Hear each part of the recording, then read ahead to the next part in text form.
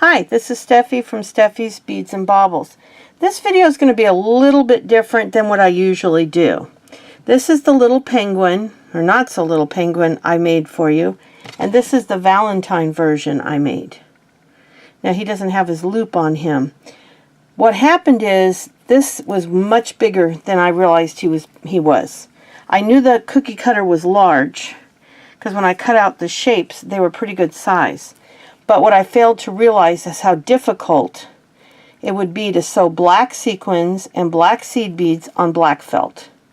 This guy took me several days, and a normal ornament this size would have taken me a day. It was very hard on my eyes. And so I got him done as fast as I could. I did the nose, or the beak, and the feet in this gorgeous, sensational color. I got these as usual at Cartwright. They're a very unusual sequin, and I have the same one in a small, a 5mm, and the big one was an 8mm, and I used this one for his beak, and I used the big ones for his feet. Well, I wanted to, and then for his eye, I used bright blue e-bead. Now, most people do penguin's eyes black and white, but I wanted him to stand out and have a little more character. And I used black felt on the first one, but realized this was going to be very hard for you to see. So I did the second one with white felt, so you could see the stitches, and when I show you how to finish it, you'll be able to see what I'm doing. Now, I did this felt heart. I actually set a felt heart on there and stitched through it, and I'm going to show you that on the third piece. Now, normally, I would have this one almost finished, and I'd show you how to finish it and do the loop, and I'd have a third front that I would show you how to stitch together. I didn't want to make you wait till I got a third one done, because this one really killed my eyes. So what I did is I started him just partially. I wanted to show you how I did the heart. I did some stitches along here so that I could put the back on and show you how to stitch it together. And I figured I could, show you how to put the beak and the feet on with this one. It just won't be my third normal one, but being it had an extra step, I thought this would be okay. Now, another thing I wanted to show you that I did different on these two little guys is if you look closely, the new one, the second one, has the sequins upside down. Now, if you've been watching my videos, you've never seen me do that before. But look at the difference in color. Now, not many sequins have this difference, but these glow almost like a, oh my gosh, I can't even describe it. It's such a brilliant greenish yellow. It glows, and these are beautiful gold on the back. And that's how the sequins are. If you look, here's the front, and here's the back. So I thought I'd try it. Well, I prefer the little feet with the upside down sequence. I'll show you how I do that. But the beak, I don't know. I haven't decided which one I like better on the beak. This little one doesn't glow quite so bad, the green, but it does still have a little of that green. But again, you don't have to use this color. You can use any color of yellow sequin that you want to use. This just happened to be one that I had in two sizes that matched. But you can go wherever you buy your sequins and buy, you could do a gold, you could do, anything you want. I wanted to do kind of a yellowish gold, and this came out kind of a goldish color, and this is like a neon yellowish green. It's very unique. So let's get started, and I'm going to show you first what I did with the heart. And what I did is I had a little cutout of a felt heart. I just set it where I wanted it, and I just started stitching on the outside. So my normal, pick up the sequin from cup side down, and you pick up a seed bead, and so you make sure that little sequin has the cup. I used cupped seed beads. They say slightly cupped. They can say slightly cupped, they can say semi-cupped, or they can say cupped. Cartwright's usually puts slightly cupped, but I have seen cupped as well. Because this, what happens is when you pull it down, oh, guess what, guys? I went through the back. That's funny. I was too busy getting this all set up, and I found that all my SD cards were full, so I was having a heck of a time. No, that was right. I don't know what happened. I found that all my SD cards were full, so tomorrow I'm going to have to run to, because I save all my photos and my videos and just put the SD cards in my safety deposit box. That's all I have in there is just my photos. But I figure it's just a nice safe way to keep them all. I used to put them on disk, but I load them onto my computer. I often load them onto my laptop, and figured the best way to keep them safe was to simply put them in the bank, and that way I've always got that backup. Unfortunately, I don't have them written on, so I don't really know what's on them, but I really don't foresee any issues. So I'm just going to keep going around this heart. I just pick it up upside down. There we go. And we're just going to keep going. And basically what I'm going to do, where'd the seed bead go? I guess I didn't pick up a seed bead. I had hoped to have this video up for you Thursday. I was so disappointed, but I'm telling you that black on black. Okay, so what I would do is I would go all the way around the whole heart. That holds it in place. Then I would go in and fill it in. And if you notice, I kind of layered it a little bit so it was nice and thick and heavy. And I used a very reflective red metallic, a bright red metallic that I just love. And I used a clear red glass bead in the middle. Those are not common. I'm not exactly sure. I buy beads at Art Beads is one place I buy them. That could be where I got those. I buy them at Lima Beads, although they're a little more expensive. I'd say probably Art Beads. I don't have the bag in here, I'd tell you. Now the white I used on the penguins is the one I just showed you that I got 20 packages, or 30? I don't remember, for half price. This white glossy. And they're 5mm slightly cupped opaque. And you can get a white glossy pretty much anywhere. And that's what I use. It's just a plain old opaque black and plain old opaque white. And then this bright red is very pretty. And even on the regular one, he came out very nice. The little pops of color were nice.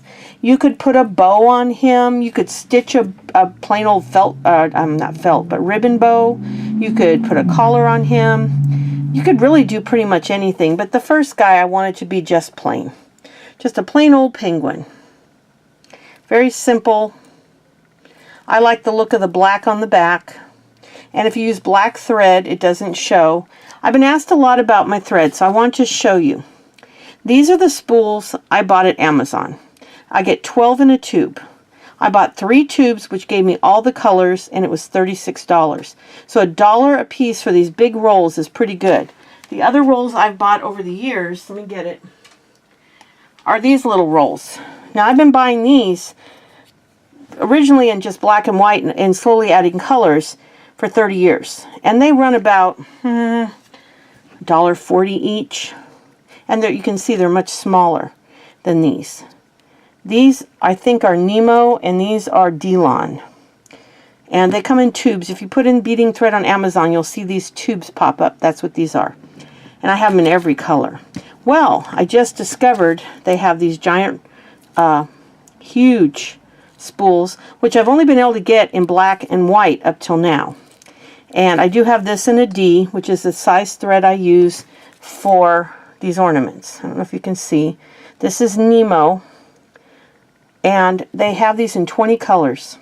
So I'm going to slowly buy them. I got a red and a green, a black and a white, and I'm going to buy a turquoise, a purple. They have brown. They have everything but yellow. That's the only one I didn't see in a big spool, so I'll have to make sure I can always have a yellow, keep a yellow around because I like doing them all. Like this one, I did each one in its own color. This one, I did it all in white and black. I don't think I used the yellow thread. Let me look real quick. No, I used a white thread. I used black thread. If you look, I used black thread on the yellow. You can't barely see it.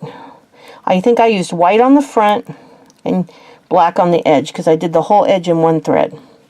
And it would probably be more reflective if that was white or yellow. But I just wanted to show you, how I did it. This one I'm just doing in black. I did do a white thread for the heart. And that's what your heart will look like on the back as you stitch around it. And then it'll get all filled in. The back of these look really neat when you're done stitching them together. And I really wanted to have that one finished for you. But let me go on and show you a couple of the other things you can do with this. Now let's just take this white thread, and I'm just going to snip it off, and I'm going to show you how to put the feet on upside down. And it'll also show you how to do the sequins from the start, because the other one was already started. So let me tie a pretty big knot here. I'm very generous with my knots because felt by design is very porous. And the new felt I've been buying lately seems to be a little better quality. Hobby Lobby's seems to have a finer texture to it. I love it. And I believe even the Walmart stuff's been a little bit more that way. But for a few years there, it was very porous. So I do a pretty good, I don't know if you can, let me get that knot and show you. I don't know if you can see how big that knot is, but I'm pretty generous. But then what I do is I come up, anytime I start, I come up, I go back down, and I come up. And I just realized I left my phone on, so let me turn the volume off on my phone so we don't have any disturbances. There we go. And then after I've gone down, up, I'm going to take, oh, and then I had these are a hank I bought a few years back on, I think on eBay. I believe I bought like 6 different hanks on eBay of 11O silver lined beads, and these were the yellow ones, and they're real pretty, very reflective. They got a silver lining, and so but you could do a clear if you don't have those. There's really no right or wrong. So you're going to do the opposite of what I usually tell you. You're going to put the cup side down. And see if you're unsure, just pull it down and see. And then see how it'll lay cup side down. Then you get your bead on there. And these are bigger than I usually use. These are an 8mm. And I usually use a 5 or a 6. Oops, I just dropped that bead. Okay, and then I'm going to go back through the sequin. If I can get into that little hole there. Go back through, and you just leave the seat. You don't go back through the bead, because that little bead holds that on. And it's the same kind of thing. I'm going to fit 6 on there. So you kind of go, well, there's the middle, so I got to do another one here. And I'm going to put him on upside down again, and grab a seed bead. And this is the total opposite of what you normally do. Now, you don't have to. You could do it face up, because if you're not doing a bead that's so bizarre as this one, or sequin, I mean, putting them straight up, it'll look fine. I just wanted to do something a little different. The holes on these sequins are a little difficult. They're not punched quite as large. But see, I put them pretty close together so that they overlap really well. And I got to keep remembering I'm picking it up. That is just such a bizarre green. I don't know if the camera's picking that up, but it's a wild. It's not yellow at all, and I didn't realize it till I was done. The yellow seed bead helps a little bit, but wow. I will definitely use these upside down, which is more of a yellow than a gold. Oh, look what I just did. I went back to the seed bead, like I tell you not to. It's real easy to do. I usually do it maybe once a project, maybe twice. It's easy to do. I'll be sitting there, and all of a sudden there'll be no more. The sequin will be missing, and the seed bead will be flying through the air. There you go. And you're just going to keep going to get however many you decide to put across. There. I'm just going to cut that off, and then you're going to do the same up on the little beak.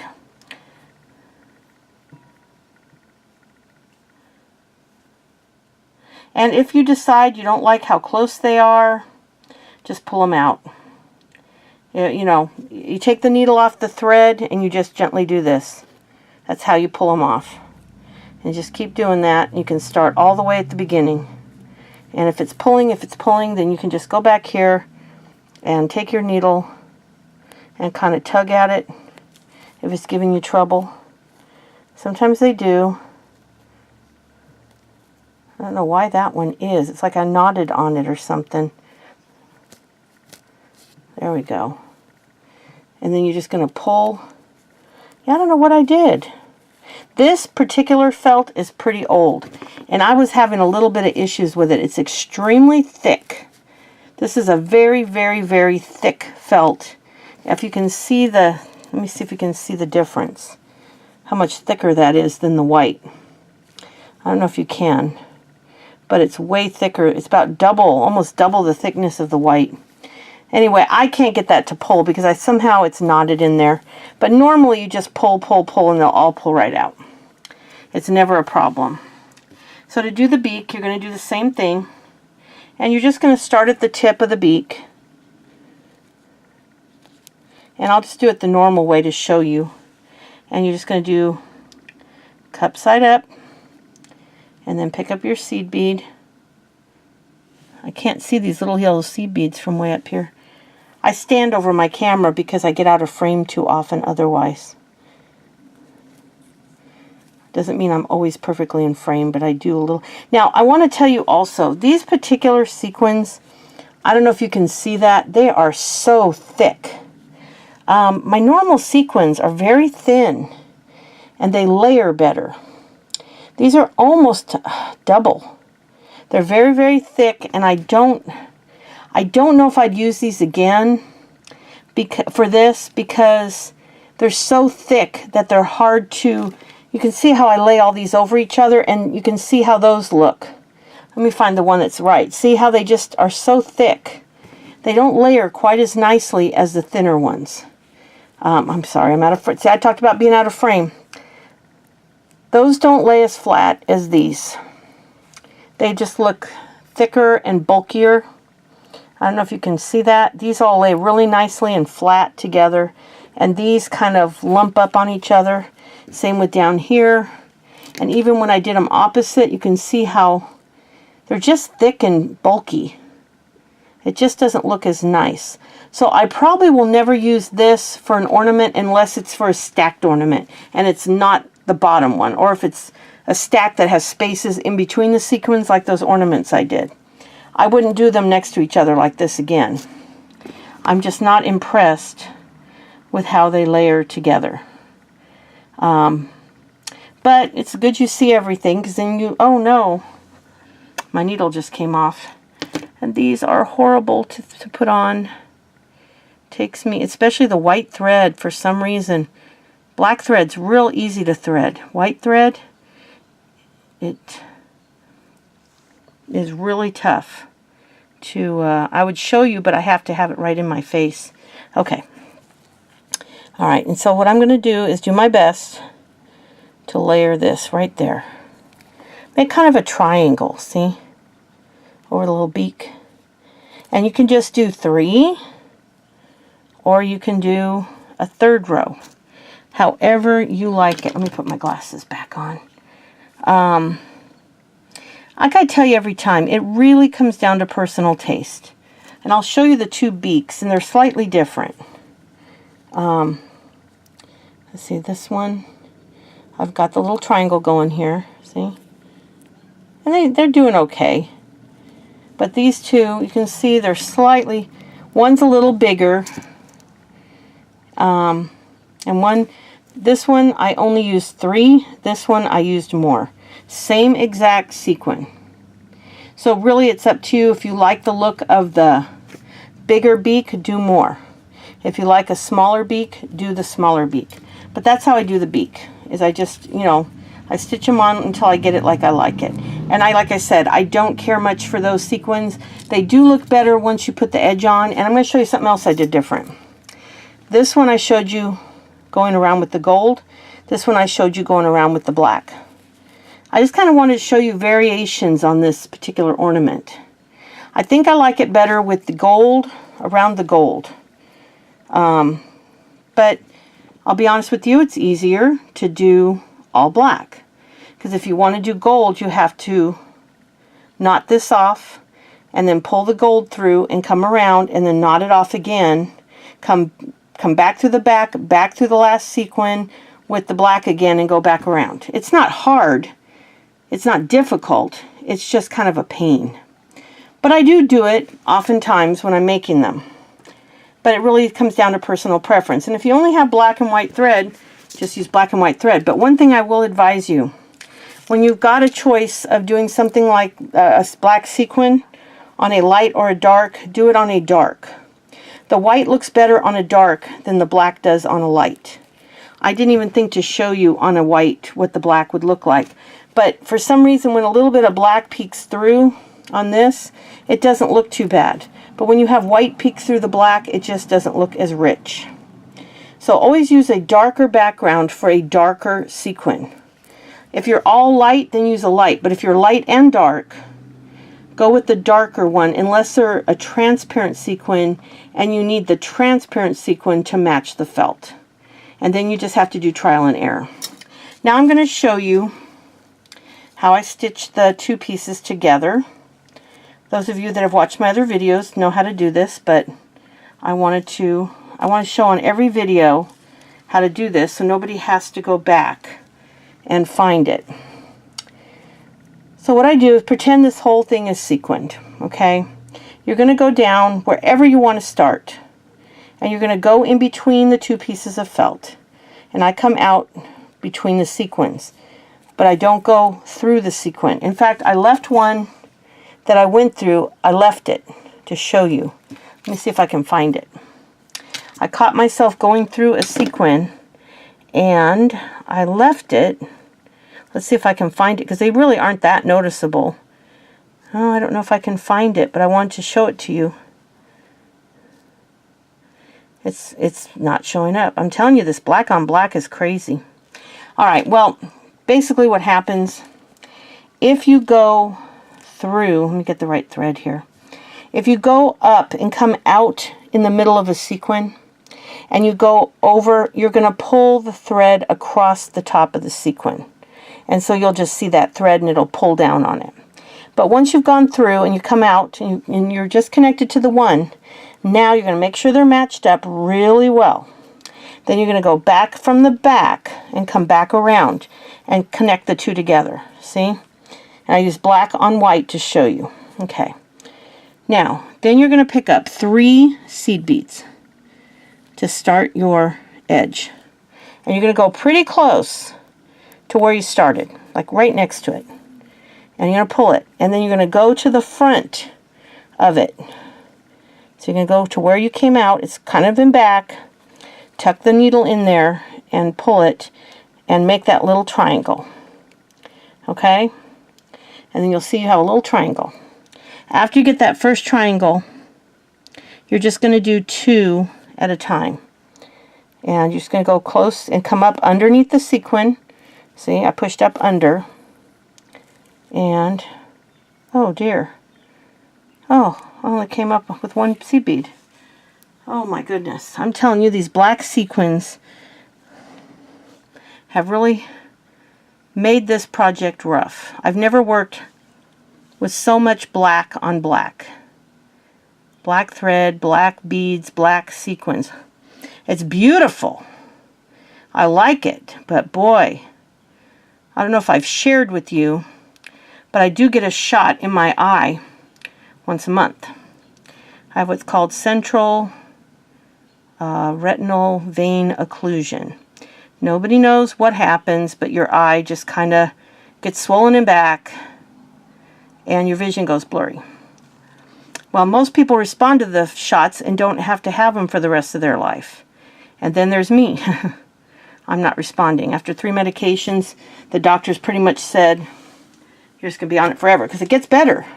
It's almost perfect. And then about the time, I can go maybe 5 weeks. And then it gets blurry again.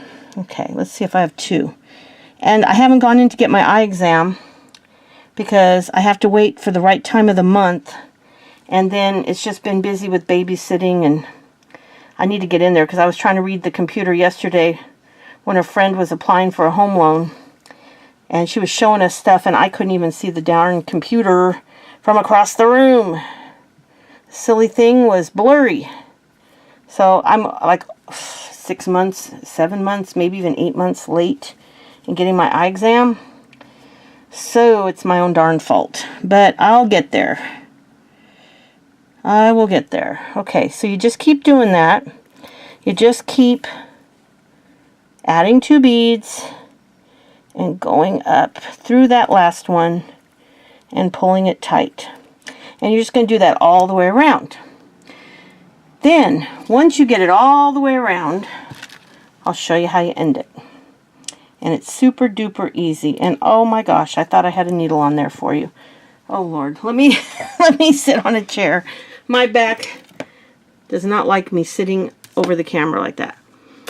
So let me see. Let me get this threaded and I'll get back to you here in a sec. I'd love to show you threading the needle, but unfortunately I have to have it right up in my eyes. And I can't do that with the camera. But here we go. That wasn't too bad. Okay, so now you've gone all the way around. And you have your very first stitch. I don't know if you can see this. It kind of curls in. Your very first stitch and your very last stitch touch. So you just pick up 1 bead. That's all you need. It's that simple. And you go and you find that very first stitch. And it's going to curl to the back. Then you're going to kind of tuck into the felt and you're going to pull it through. And that will make the last triangle. Then you're just going to take your needle and you're going to go around and make a kind of few circles one way. And I do this anytime I'm knotting anything on these things. So if I change out the thread, because I'm running low on thread while I'm edging it, I will do this. I'll go around a couple different directions and then back through again. I've never had to glue it. It's never come undone. You are always welcome to put a dot of glue. Now, what I do when I change the thread, and I've shown this in a video before, but I'll show you again. You want to change the thread. You're out of thread. You're going to go to the side that has the sequins. And you're just going to tuck it in like this. The sequins will hide this. And there's the one you're supposed to go back through. You're going to knot it. You're just going to do what I just did. Round and around and around and around. And then this direction a couple times. And then let's pretend that's knotted. So I've knotted it. So it's got a new knot. Then I'm going to come back in, let the knot kind of catch in there somewhere, like that. And then I'm going to find that bead that I'm supposed to go back through. And I'm going to catch the felt. And then I'm going to find that needle, take that needle. And if you have to come, sometimes it's really hard. So if you have to kind of come up like that, it's okay. Because that bead will sometimes kind of twist, as you can see it's doing. So if you have to kind of come up and then go through it, it will really give you trouble once in a while. And of course, when I'm doing a video, it's doing it the worst it's ever done it. But you just manipulate that bead till you get back through it. You're not going to hurt anything. And then you're back on track. Then you just keep going around. I always try to put a large piece of thread. Of course, the larger the thread, the longer it is, the more you're going to get caught. The key is to go very slowly because it's going to catch on every sequin as you go around. Okay? As you're doing this, you're just going to have to go real slow, pull it as it's looping to finish, kind of pull it away, and you're going to be untangling it every so often. Just go slow. Now, the last thing I have to show you is the loop. This is easy, easy, easy. I usually do about a 6-inch long piece, and it becomes a 3-inch loop. And so what you're going to do, let me get a thread here. Find a thread that's already knotted. I don't care what color it is. Let's see, what do I have? Oh, good. I have a long white one here that I was going to use, and I didn't. Okay. Now, what I do is I pull the tail so it's pretty long, so it doesn't come back out on me. Because nothing will frustrate you more than having the tail come out the end of your needle. So I'm going to use white to show you this. You can come up the front and hide the knot, but you can also come up this way. And I take the needle and I kind of put it there and see how he hangs. I kind of put it between the beads. And when I find where I want it, I either come up under the sequins like so, and just find a bead in that area. And you're going to poke yourself if you're not careful, but find a bead. Just poke and poke until you see the needle finally went through that bead. You're going to come up through the bead like this, and the sequins will hide the knot from view. If you just tuck it under there, it'll hide the knot. Then you're just going to add seed beads. You're just going to get in here and you're just going to add a whole bunch of seed beads. Let me put on a bunch just to show you. And these are always 11-0 seed beads that I use for the edging and for the sequins. I always use 11-0. And the longer your needle, the more you can stack at a time. You're just going to do this. I'm not going to make you watch me do 6 inches of beads. You just keep doing this till you get it the length you want. And you don't have to do 6 inches. You can do 4 inches, 3 inches, 8 inches, whatever you want. But when you're done, pretend I have 6 inches. You're going to come through the next bead next to the one you just came through. So you'll have the little triangle bead between them. And you're going to pull it through. Now pretend that's all beads and it's tight. Then you're going to do the same thing. Come in and do the round, round, round, round, round, round, round, round, and cut it off. I'm not going to do that because I still got to finish this. Then you'll have your loop. And then you can hang it on the tree or on a doorknob. I sometimes will add a clasp.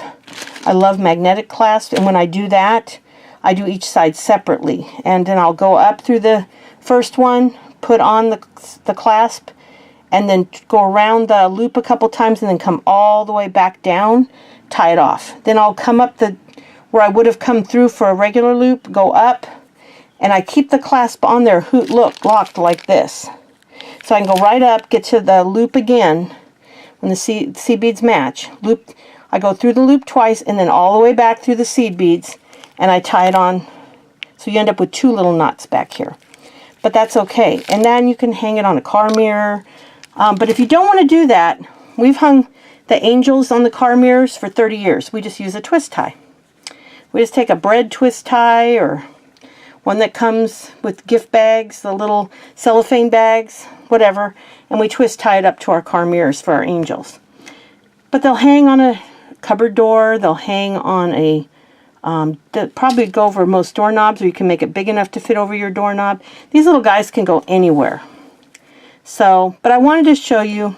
Now my next project is much smaller. It's all Halloween. I do that every time. Does anybody else do that? Mix your holidays up? My husband teases me so bad. Maybe it's the candy connection. I don't know. But Valentine's Day. Pure Valentine's Day. And I think you'll like it. And that one will be real easy. It's a couple new tricks I'll be teaching you again. So I think you'll enjoy it. And I'll be back with that one a lot sooner, because it will really only take me a couple days. And that's what you'll like about this one, is you can do this in an hour or two. You know, it's really cute. And there's so many different variations you can do. So I will have a few variations to show you. And I'll be back with that within the week, and I'm hoping sooner. And in the meantime, I have a couple other videos planned for you. But I apologize, but I did get here within a week, and I'm pleased with that. But this guy really, really did, he was a tough one for me with all this black. But I wanted to show you the difference between all black and the white back. Now, I did this on purpose to show you the stitches. And if you notice, my stitches are not bad, but they're not perfect. And that's because I don't look from this side. I look from this side. I come from the back. I want to make sure I'm not going through those sequins. So if you wanted them to be perfect because you want the different colored background, then you can just go from the back and you can keep the stitches more uniform. But if you don't want them to show, then use white thread with a white back, Or if you look at this, black thread with a black back, you can't see the stitches unless you look really, really carefully. They don't show up. And the same would be true of white on white. But I did that intentionally just to show you the difference.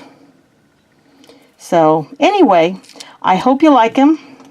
I will finish up this other little guy over time. I've got all the ornaments that I've done for you. The last one that was sewn together one, I've got a whole pile of those that I've got to start maybe doing 1 or 2 a week so that I get them done by the end of the year, because I've got probably 10 of them.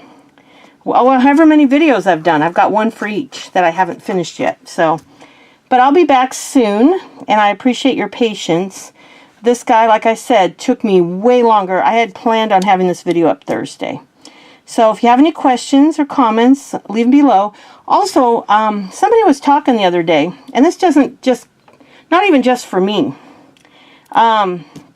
They were saying, if you like a video you watch, whether it's mine or anybody's, like the video, because I guess I always do. And you know why? I'm selfishly, I usually like videos so I remember I watched them.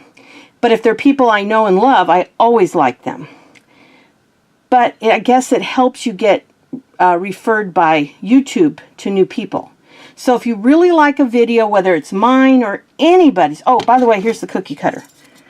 If you like somebody's videos, and I'm not talking just about me, anybody, do them a favor and give them a little like.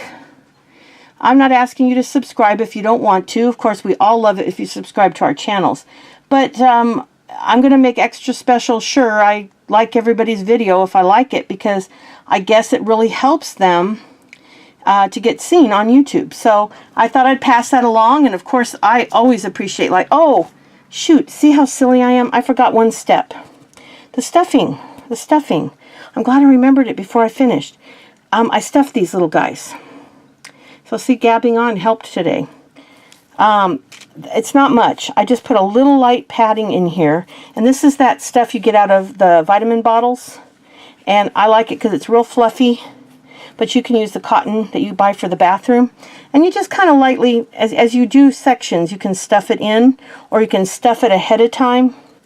Like if you don't want to poke it into those tight areas, just put it down there as you start to go around.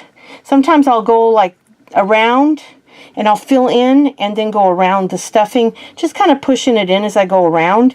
It's hard to push it into thin areas after you've already sewn it. So sometimes I will take the stuffing and I will kind of fill in areas, and I really don't put much more than that. I just put a very thin amount, just a little bit, and it gives it a, I think it just gives it a nice little finished feel, and it's not flimsy.